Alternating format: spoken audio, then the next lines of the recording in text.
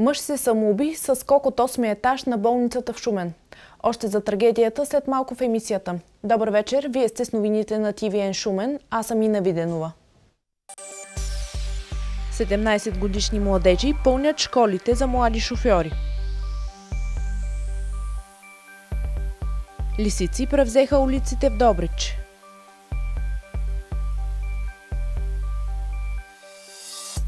Петдесетгодишен мъж сложи край на живота си след скок от 8-ми етаж на болницата в Шумен. Трагедията се разигра днес при зори. На 1 февруари мъжът бил приет в лечебното заведение с прободна рана в корема, която си нанесъл сам. След животоспасяваща операция бил настанен в стая с още двама мъже в първа хирургия, която се намира на 8-я етаж. Мъжете били изписани в петък, а той останал сам в стаята. Последният контакт на медицинския персонал с него е бил с нощи около 1:30 часа, когато пациентът се оплакал, че има болки в областта на пикочния мехур и дразнени от катетъра. Извършена му е промивка на катетъра и са му дадени болкоуспокояващи, след което е оставен да почива. Около 6 без 15 сестрата е минала на оглед по стаите и е забелязала, че пациента липсва в стаята, прозорецът е отворен и до него има табуретка. След като е погледнала през прозореца, го е видяла долу върху покрива на операционния блок. 50-годишният мъж има онкологично заболяване в напреднал стадий и психиатрични проблеми. На втори, т.е. в деня след като му е била извършена животоспасяваща операция, след намушкването, е бил консултиран с психиатър, който е изписал съответна терапия, а също и е бил проведен разговор от болничния психолог. Тези неща са отразени в историята на заболяване, но въпреки тия консултации и лечение, в крайна сметка се е стигнало до този неприятен инцидент. 16-годишната Едже от шуменското село Хитрино, която опря пистолет в главата на своя съученичка, беше осъдена за престъплението. Тя се споразумя с прокуратурата за 6 месеца пробация. Освен това ще заплати 650 лева разноски по делото. Съдът приел Едже за виновна за това, че в края на ноември се заканила на връстничката си Зехра с убийство и насочила към нея газов пистолет. Находки от уникална селищна могила представя регионалния музей в Шумен. Изложбата носи името Островът на съкровищата и включва 3000 артефакта. Праисторическата селищна могила Нуриюк е датирана от камено-медната епоха или 5-то хилядолетие преди Христа. При строителството на язовир Тича през 60-те години тя попада в неговата чаша и потъва в забрава. През 2007 година, поради рязкото спадане нивото на язовира, на повърхността се появяват човешки кости от некропола на могилата. Могилата от цялата западна страна, която проучваме, е била обградена с много дебела каменна стена, висока над 5 метра, а може би и повече, с ломени камъни на калова спойка, с бастион, който е служил за защита. Това е уникално, тъй като никъде в България няма подобна могила с такова защитно съоръжение от тая епоха. Това е за първи път. Вероятно могилата е била център на местността във Върбишкия район и предметите на лукса, открити около нея, показват, че е принадлежала на човек с висок ранг. Около стените има намерени върхове на стрели и копия, които свидетелстват за множество битки. Има дори изделия от злато и мед, които за епохата са нещо много голямо. Има открити мраморни боздогани, което е инсигния на власт. Доста добри предмети на въоръжението и на оръдия на труда, като брадви, каменни тисли, оръдия от рог и кост.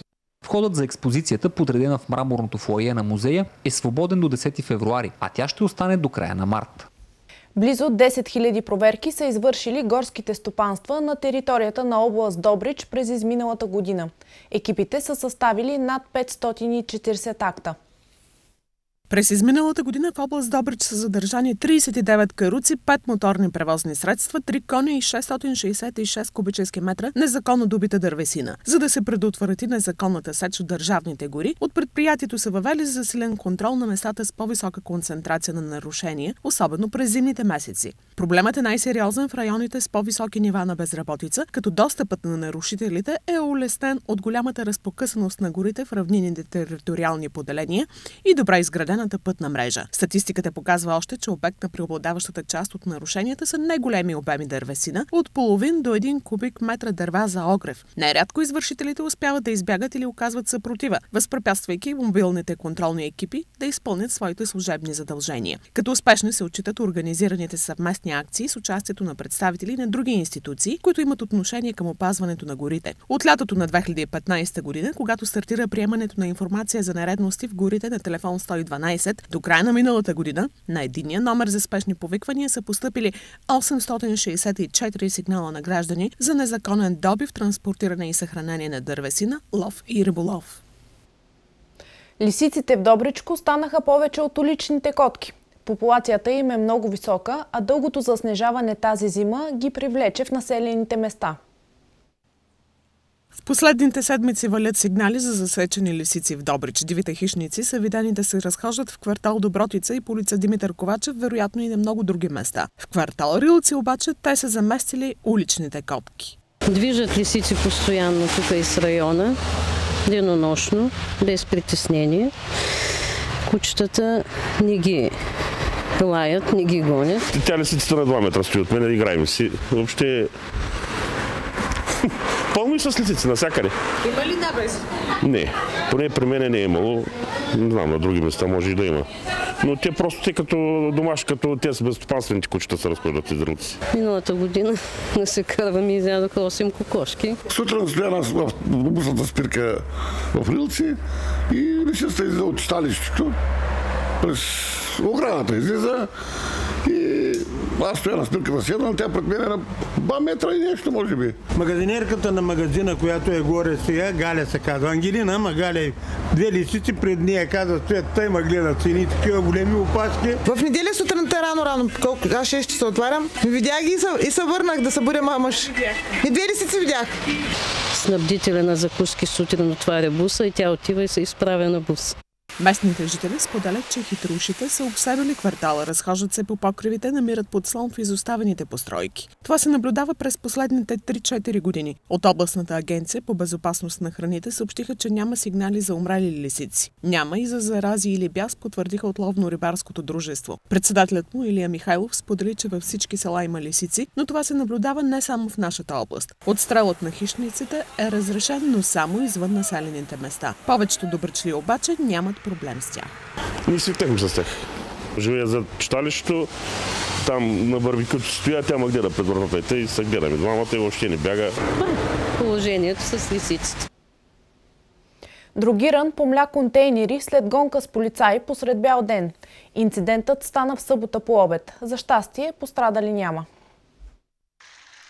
По данни на полицията, 27-годишният шофьор на Хонда с добричка регистрация не спира на сигнал на автопатрул в района на болницата, което предизвиква преследване по улиците на града в топлия съботен ден. По Любен Каравелов, за да избегне автомобил в своето платно, младият добричлия се блъсна с бясна скорост в пластмасови контейнери за смет, а след това огъна вратите на Ауди и Volkswagen, паркирани пред търговски обекти. Секунди след него с включени сирени профуча и полицейската кола, която успява да застигне Хондата по улица Хан Тервил. Водачът побягва, като е задържан от полицейските служители след оказана съпротива по улица Катюша. Установено е, че кара под въздействието на метамфетамин и канабис, както и че предния ден е задържан зад волана след употреба на синтетична дрога по улица Славянска. 24 часа по-късно следва повторното му задържане. По случай образувано незабавно полицейско производство.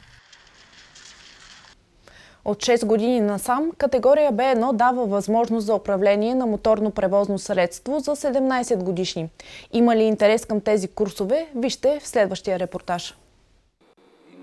Целта на курсовете от категория Б1 е да запознае отрано курсистите с правилата за движение. Всички, които искат да се запишат за категория Б1, трябва да минат медицински преглед за категорията и да имат навършени 16 години и 9 месеца. На практика, след успешно взети изпити, те вече са равнопоставени участници в движението и могат да управляват сами автомобил до 400 кг или товарен автомобил до 550 кг. Оказва се, че въпреки ограниченията, интерес към този тип курсове има. Преди да започнат курса, ние обясняваме какво имат право да карат и съответно какво нямат. Значи те вече след като са придобили тази категория, те трябва да се съобразят с закона за движение по пътищата. Няма нужда от разрешение на родителя. Въпросът е само да са спазени тези изисквания, да отговаря на медицинските условия за тази категория и 3 месеца преди да е навършил от 17 години. Това ми дава възможност да управлявам автомобил от по-ранна възраст, да се запозная с правилника и да бъда един от участниците в движението. След изкаран курс за категория B1, за да може водача да придобие Б, е необходимо да се яви само на вътрешен и външен теоретичен изпит и изпити пред ДАИ.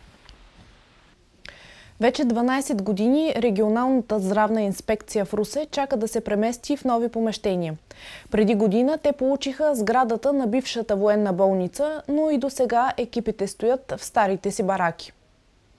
Нейлони, сложени кофи, в които капе вода и постоянен мирис на влага. Това са условията, в които работят служителите на регионалната здравна инспекция в Русе. Плочата над бараките е напукана, а водата вече не може да бъде спряна. Здравните работници не вярват, че ще дочакат деня, в който ще работят в чисти помещения. В момента екипите продължават да използват помещения в няколко части на града. Кога ще се съберат заедно, никой не знае. Все още от Министерството на здравеопазването не са обявили конкурс за продажба на част от сградата на бившата военна болница. Нещо, за което Министерски съвет даде разрешение преди месеци. Като целта беше с парите от тази продажба да се довърши остатъка от сградата.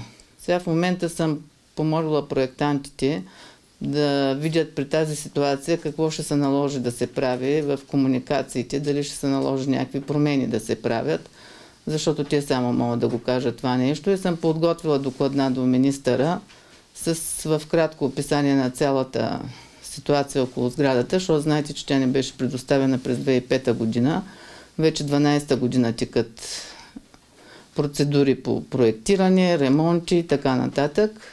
Според разчетите за завършване на етажите, които ще се ползват от инспекторите, ще бъдат нужни около 1 милион лева. Тепърва обаче ще се правят нови калкулации. От години щата на РЗИ и Русе намалява. Заради това доктор Николова е уведомила министъра на здравеопазването, че помещенията им са в повече и може да се освободи етаж и половина. В момента в регионалната здравна инспекция работят 90 човека. 1/3 от тях получават минималната работна заплата.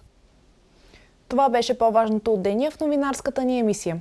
Подробности за това какво се случва в региона и страната ще намерите на нашия сайт TVN.BG. От екипа ни и от мен Ина Виденова, спокойна вечер. Останете с програмата на TVN.